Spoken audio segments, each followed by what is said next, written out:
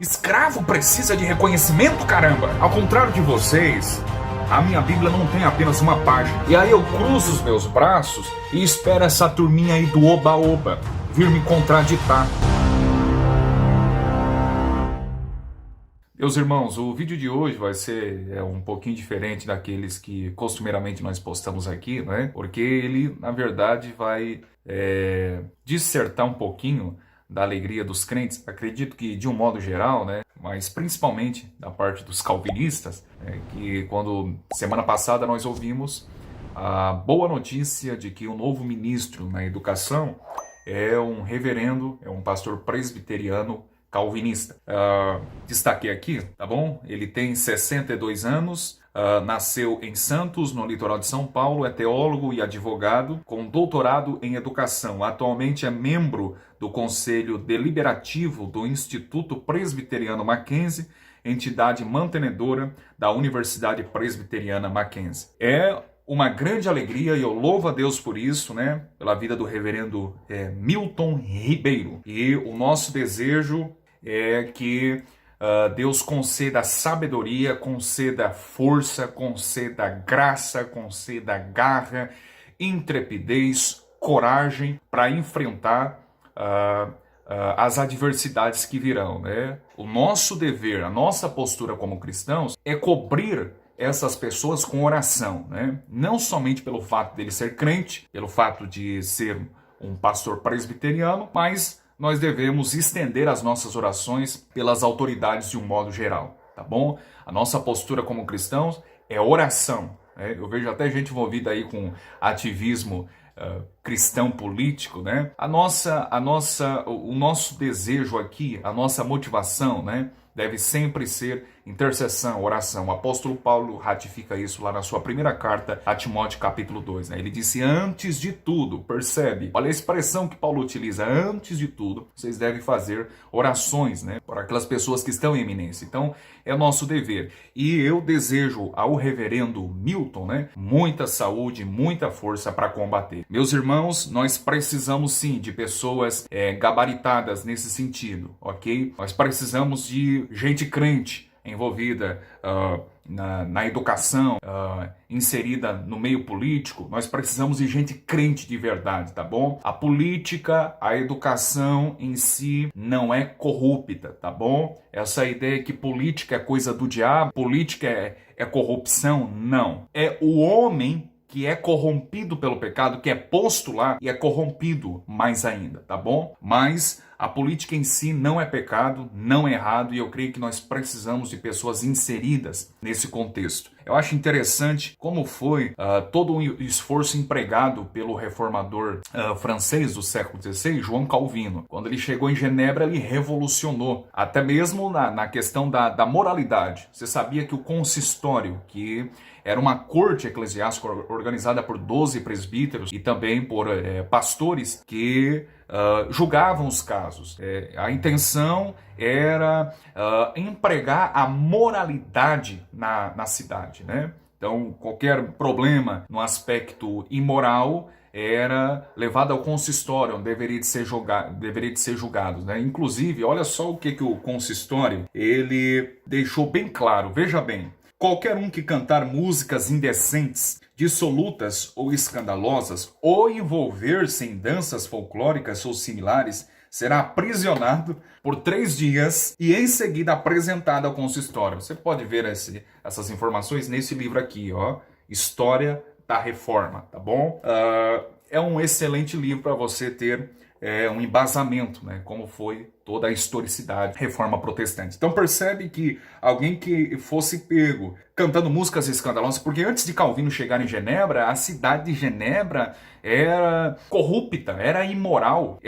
Ela havia descido no mais baixo nível da imoralidade desenfreada.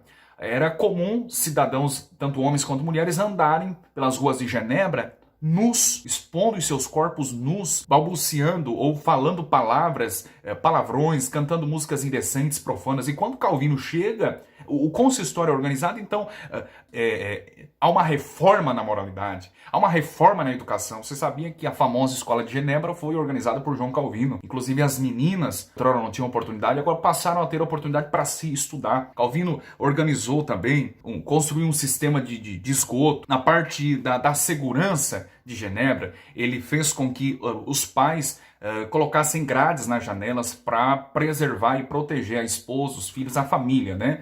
Então, Calvino vai reformar não somente a teologia, tá bom? A reforma, ela foi muito abrangente. Ela atingiu todos os aspectos, porque um dos temas, um dos assuntos que os reformadores defenderam era a imago Dei, ok? A imagem de Deus na criação. A imagem de Deus está inserida nas artes, nas culturas, nos filmes, nas músicas. E nós precisamos reformar reformar não apenas o púlpito, não apenas o culto, não apenas a liturgia, não apenas os sermões, não apenas o cristianismo, mas reformar outras coisas que ladeiam o nosso contexto no nosso cotidiano. Então Calvino vai reformar a moralidade, principalmente. Calvino ele disse assim, olha, nas praias é necessário haver separação. Você sabia que eu não tinha essa bagunça que tem hoje, né? Nos dias de Calvino, homens eram separados de mulheres nas praias. Então havia todo esse respeito. E aí o consistório organizou dizendo música profana, danças folclóricas. O cara que for pego será aprisionado por 3 dias e em seguida apresentado ao consistório. Ou seja, nos dias de Calvino, nos dias do século XVI, da Reforma, né, funkeiros não existiriam. Ou seja, a moralidade também foi reformada. Olha só o que em outra ocasião se diz. Para os habitantes antigos de Genebra, disciplina significava mais do que controle social, significava ajuda social. O consistório tentava realmente auxiliar todos nessa cidade-estado a viver o tipo de vida que Deus intencionava para todos. Ok?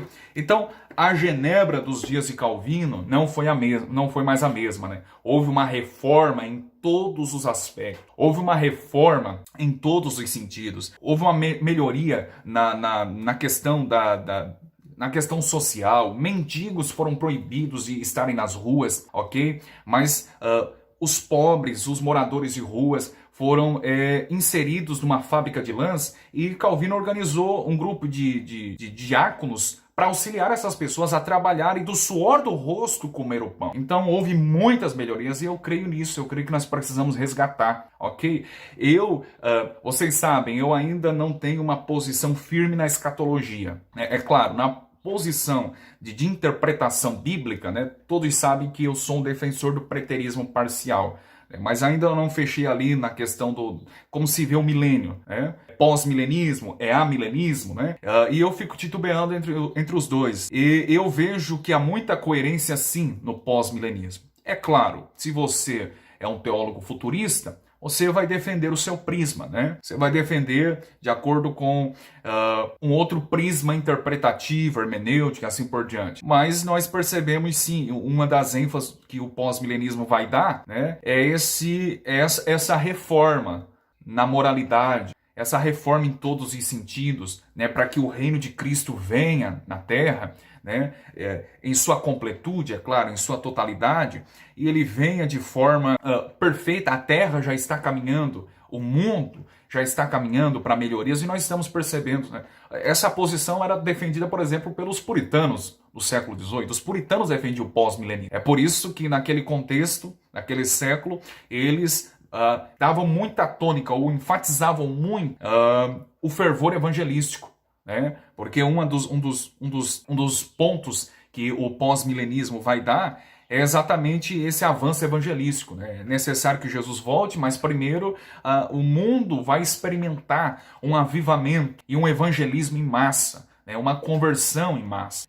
E eu percebo que nós estamos caminhando. Vocês percebem como o calvinismo avançou de uns 6 anos para cá. A revista Time, em 2010, ela elencou 10 ideias que têm revolucionado o mundo. Você sabia que o calvinismo estava entre uma dessas ideias?